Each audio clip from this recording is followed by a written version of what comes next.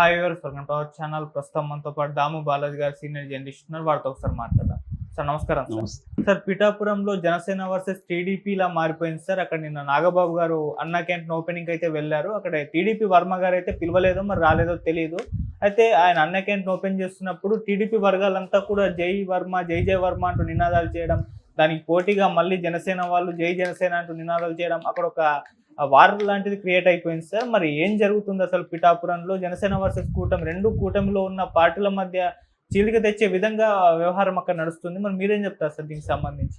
నిన్న నాగబాబు పిఠాపురం పర్యటన జరిగింది. పిఠాపురం గొల్లపురుల మధ్య పెద్ద ఎత్తున అతనికి ఆహ్వానం పలుకుతూ జనాలు వచ్చారు. బందోబస్తు కూడా దాదాపు 150 మంది పోలీసులతో పెద్ద ఎత్తున బందోబస్తు చేశారు. అంటే అతను ఒక ఎమ్మెల్సీ, మామూలుగా అయితే ఎమ్మెల్సీకి ఇంత హడావుడి ఉండదు. కానీ ఒక రకంగా జనసేనలో పవన్ కళ్యాణ్ తర్వాత టాప్ లీడర్ ఇతనే అని చెప్పొచ్చు. సో ఆ రకంగా నాగబాబుకి పైగా పిఠాపురం ఇన్ఛార్జిగా కూడా నాగబాబునే పెడుతున్నట్టుగా మనకు అర్థమైంది. అందుకని నిన్న ఆయన ఒక మంత్రిలాగా అక్కడ స్వాగతం పలికారు. ఒక మంత్రికి ఎట్లాగైతే ఇస్తారో అలాంటి ప్రోటోకాల్ ఇచ్చారనే విమర్శలు కూడా వస్తున్నాయి. సో ఆయన అక్కడ కొన్ని ఓపెన్ చేశాడు. అందులో తహసీల్దార్ కార్యాలయం ఒకటి, దాని తర్వాత హెడ్ వాటర్ వర్క్స్లో వాటర్ సప్లైకి సంబంధించిన కొన్ని విభాగాలను ఆయన ఓపెన్ చేయడం, దాని తర్వాత అన్నా క్యాంటీన్, గొల్లపురంలో అన్నా క్యాంటీన్ని ఓపెన్ చేశాడు. ఈ సందర్భంగా అక్కడ ఏంటంటే ఫ్లెక్సీల్లో ఈయన ఫోటో లేదని గొడవ జరిగింది. నాగబాబు ఫోటో పెట్టలేదు ఫ్లెక్సీలో అని అన్నా క్యాంటీన్ దగ్గర.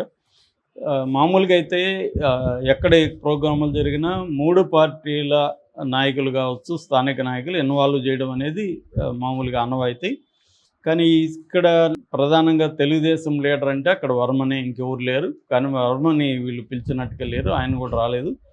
అయితే ఈ సందర్భంగా అక్కడ చిన్నపాటి ఉద్రిక్తత జరిగింది. అదేంటంటే నాగబాబు వస్తున్నప్పుడు వర్మ జిందాబాద్, వర్మ జై జై వర్మ ఇలాగా స్లోగన్స్ పెట్టారు. దానికి పోటీగా వీళ్ళు కూడా జై జనసేన అని వీళ్ళు కొంతసేపరిచారు. బట్ నాగబాబు వాటిలో ఏమి కలుగజేసుకోలేదు. ఆయన వాళ్ళని వారించడం కానీ ఏమి చేయలేదు. ఆయన పాటికి ఆయన సైలెంట్గా పనిచేసుకొని వెళ్ళాడు. సో దీన్ని పెద్ద ఎత్తున జనసేన వాళ్ళు మేము అభివృద్ధి కార్యక్రమాలు పెద్ద ఎత్తున చేస్తున్నామని వీళ్ళు మాట్లాడుతుంటే, మరోపక్క వర్మకి అవమానం జరిగిందని వర్మ అభిమానులు పోస్టులు పెడుతున్నారు. మరోపక్క ఈయనకి నాగబాబు షాక్ అని, ఎందుకంటే వర్మ బ్యాచ్ ఎవరు కూడా నాగబాబుకి దగ్గరికి రాలేదని, పైగా వాళ్ళంతా వ్యతిరేకమైన స్లోగన్స్ ఇచ్చారని ఇది చెప్తున్నారు. అంటే ఏమైందంటే మామూలుగా అక్కడ పవన్ కళ్యాణ్ గెలుపుకి ప్రధాన కారణం వర్మ, నో డౌట్ అది. కాకపోతే పవన్ కళ్యాణ్ మామూలుగానే జనరల్గానే యాంటీ జగన్ వేవ్ అన్ని చోట్ల ఉంది కాబట్టి అది అక్కడ కూడా పనిచేసింది. పైగా అక్కడ కాపు ఓటర్ల సంఖ్య కూడా బలంగానే ఉంది. 90-95 వేల మంది కాపులు ఉన్నారు. సో ఈ నేపథ్యంలో వర్మ గట్టిగా కృషి చేశాడు. ఎందుకంటే పవన్ కళ్యాణ్ రాష్ట్ర వ్యాప్తంగా ఉమ్మడి నాయకుడిగా తిరగాలి కాబట్టి, ఉమ్మడి కూటమి తరపున తిరగాలి కాబట్టి ఇక్కడ టైము స్పెండ్ చేయలేడు కాబట్టి వర్మనే హామీ ఇచ్చాడు. నిజానికి వర్మ పోటీ చేయాల్సింది అక్కడ. ఎందుకంటే ఆయన 2009లో రాజకీయాల్లోకి వచ్చాడు. అప్పుడు వంగగీత మీద పోటీ చేసి ఓడిపోయాడు. వంగగీత అప్పుడు ప్రజారాజ్యం పార్టీ. దాని తర్వాత 2014లో అతనికి టికెట్ ఇవ్వలేదు. అతను రెబల్గా పోటీ చేసి గెలిచాడు అక్కడ. మళ్ళీ గెలిచిన తర్వాత తెలుగుదేశంలోకి తీసుకున్నారు.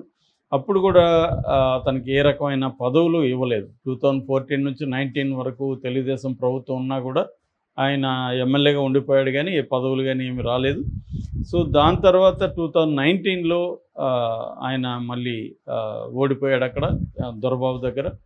సో ఓడిపోయినప్పటికి కూడా ఆయన ప్రజల్లో ఉండి పనిచేయడం, కరోనా టైంలో కూడా ఆయన ఇంట్లో కూర్చోకుండా రిస్క్ తీసుకొని ప్రజలకి, ముఖ్యంగా పేదవాళ్ళకి సరుకులు కావచ్చు, లేకపోతే మందులు కావచ్చు, ఇవన్నీ సప్లై చేయడం, వాళ్ళ అవసరాలు తీర్చడం, ఇవన్నీ చేసేవాడు. అందువల్ల ఆయనకి ఖచ్చితంగా మళ్ళీ గెలిచే అవకాశం అయితే ఉంది. అయితే పవన్ కళ్యాణ్ అక్కడ కోరుకున్నాడు కాబట్టి చంద్రబాబు కూడా త్యాగం చేయాల్సిన పరిస్థితి. అందుకని ఇతన్ని పిలిచి, నీకు నేను ఫస్ట్ మన గవర్నమెంట్ రాగానే ఎమ్మెల్సీ ఇస్తాను, నువ్వు త్యాగం చేయమంటే అతను కూడా ఇంకా అర్థం చేసుకుని త్యాగం చేశాడు. అంటే ఇప్పుడు వర్మ ప్రాబ్లము, పవన్ కళ్యాణ్ ప్రాబ్లం ఏంటంటే, పవన్ కళ్యాణ్కేమో ఒక ఫిక్స్డ్ నియోజకవర్గం లేదు ఇప్పటి వరకు. రాజకీయాల్లో ఆయన పార్టీ పెట్టి 10 ఏళ్ళు దాటినా ఫిక్స్డ్ నియోజకవర్గం లేదు. అందుకని ఆయన దీన్ని ఎంచుకున్నాడు, పిఠాపురం ఫిక్స్డ్గా చేద్దాం. అవును. సో ఉన్నప్పుడు పవన్ కళ్యాణ్కి ఉన్న ప్రాబ్లం ఏంటంటే వేరే పార్టీలో ఏ నాయకుడు కూడా ఇక్కడ బలంగా ఉండకూడదు. అందుకనే వైసీపీ నుంచి కూడా పెన్నం దొరబాబుని పార్టీలోకి చేర్చుకున్నాడు. తర్వాత వంగగీత కూడా పార్టీలోకి వచ్చే అవకాశాలు కనిపిస్తున్నాయి. అంటే వైసీపీలో ఉన్న నాయకుల్ని బలహీనపరచడం అనేది పవన్ కళ్యాణ్ చేసేసాడు ఆల్రెడీ. ఇంకా చేయాల్సింది ఏంటి, తెలుగుదేశంలో ఉన్న బలమైన నాయకుల్ని వీక్ చేయాలి. ఇప్పుడు కానీ వర్మకు కానీ ఎమ్మెల్సీని ఇంకోటి ఇస్తే అతని వర్గం బలపడుతుంది, అతను బలపడతాడు అక్కడ. అది పవన్ కళ్యాణ్కి ఇష్టం లేదు. అందుకని పవన్ కళ్యాణ్ చంద్రబాబుతో మాట్లాడి ఇవ్వనీయకుండా చేశాడు. చంద్రబాబుకి ఏమో ఇవ్వాలని ఉంది కానీ పవన్ కోసం ఇవ్వనీయకుండా చేశాడు అనేది తెలుగుదేశం వాళ్ళే పోస్టులు పెడుతున్నారు. సో ఏదేమైనా వర్మకి పదవి రాకపోవడానికి పవనే కారణం అనేది క్లియర్గా అర్థమైపోయింది. పవన్ని మనం నిందించలేము. పవన్ రాజకీయాల్లోకి ఎంటర్ అయినాక రాజకీయాలు చేయాలి ఎవరైనా. సో పవన్ వ్యూహం అయితే కరెక్టే. తనకి పోటీగా ఇంకొక నాయకుడు ఇక్కడ ఉండకూడదు, ఉండకుండా ఉంటేనే తాను బలంగా ఉండగలం. మళ్ళీ ఒక లీడర్ని ఎస్టాబ్లిష్ చేస్తే రేపు అతను రెబల్గా మారి మళ్ళీ కంటెస్ట్ చేశాడు అనుకో, తనకి తలనొప్పిగా మారే అవకాశం ఉంది. రేపు వైసీపీతో కుమ్మక్కై రెబల్గా మారినా ఇబ్బంది, వైసీపీలో అతను యాక్టివ్ అయినా ఇబ్బంది. అందుకని తనని అసలు నాయకుడికి ఎదగనీయకూడదంటే ఇప్పటి నుంచి పదవి లేకపోతే ఈ 5 ఏళ్లలో అతను వీక్ అయిపోతాడు. ఆ తర్వాత వైసీపీలోకి వెళ్ళినా ఏమి వెళ్ళినా ఇబ్బంది లేదనేది పవన్ కళ్యాణ్కి ఉండే ఒక స్ట్రాటజీ. దాన్ని చంద్రబాబు అమలు చేశాడు.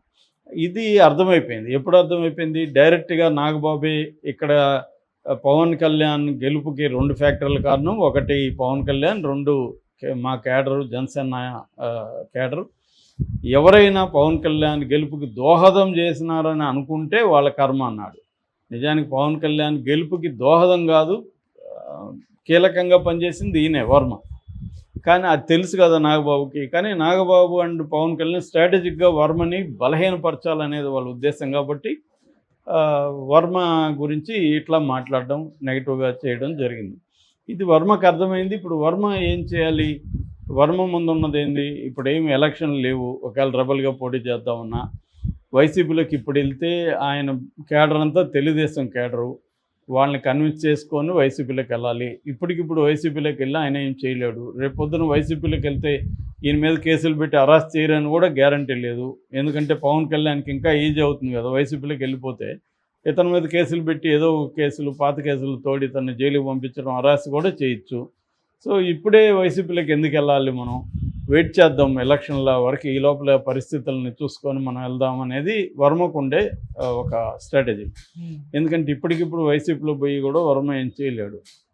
ఇక్కడే ఉండి ఒక రెబల్గా ఉంటూ మనం మన ఓన్ దీన్ని చేసుకోవాలి. దీన్ని పసిగట్టిన పవన్ కళ్యాణ్ ఏం చేస్తున్నాడంటే, తాను అక్కడ రెగ్యులర్గా వెళ్ళలేడు కాబట్టి నాగబాబుని అక్కడ ఇన్ఛార్జికి పెట్టి అక్కడ డెవలప్మెంట్ యాక్టివిటీని పెద్ద ఎత్తున చేపట్టడం ద్వారా ప్రజల్లో ఒక సుస్థిరమైన స్థానాన్ని ఏర్పరచుకోవడం, వర్మని బలహీనపరచడం. వర్మకున్న అడ్వాంటేజ్ ఏంటి, ప్రజలకు ఆయన దగ్గరగా ఉండడం, నిరంతరం ప్రజల సమస్యల పట్ల స్పందించడం, అభివృద్ధి కార్యక్రమాలు చేయడం, వెల్ఫేర్ కార్యక్రమాలు చేయడం, ఇవన్నీ వర్మకి ఉండే అడ్వాంటేజెస్. దాన్ని తాము లాక్కోగలిగితే వర్మని బలహీనపరచవచ్చు. అంటే ప్రజల్లో నిరంతరం ఉంటూ ప్రజల సమస్యలను అడ్రస్ చేస్తూ చేయాలి. దీనికి సంబంధించి పవన్ కళ్యాణ్ ఏం చేస్తున్నాడంటే, మన ఇంటెలిజెన్స్ డిపార్ట్మెంట్ని ఉపయోగించుకొని ఏ పోలీస్ స్టేషన్లో ఏ కేసులు ఉన్నాయి, ప్రధానంగా ఎలాంటి కేసులు నమోదవుతున్నాయి, క్రైమ్ ఎలా ఉంది, క్రైమ్ని ఎట్లా మనం తగ్గించాలి, అట్లాగే ఏ సమస్యలు ఉన్నాయి, వీటి మీద ఒక సైంటిఫిక్ అప్రోచ్తో తెలుసుకోవడానికి పవన్ కళ్యాణ్ నివేదికలు తెప్పించుకోవడం అనేది చేస్తున్నాడు. దీని ద్వారా ఏమవుతుందంటే, నాగబాబు అక్కడ స్థిరపడి, నాగబాబు ఒక పవర్ఫుల్గా, అంటే తన బ్రదరే అక్కడ పవర్ఫుల్గా ఉంటే తనకి ఎప్పటికీ అడ్వాంటేజ్. ఎందుకంటే రేపు పొద్దున కూడా పవన్ కళ్యాణ్ పిఠాపురం మీద ఫోకస్ ఎక్కువ చేయకుండా తను రాష్ట్రం అంతా తిరగాలి కాబట్టి ఆ టైంలో నాగబాబుని ఇప్పటి నుంచి అక్కడ నాయకుడిగా ఎస్టాబ్లిష్ చేస్తే నాగబాబు మనకి పనికొస్తాడు రేపు పొద్దున గెలుపుకి అనేది పవన్ కళ్యాణ్ స్ట్రాటజీ. అది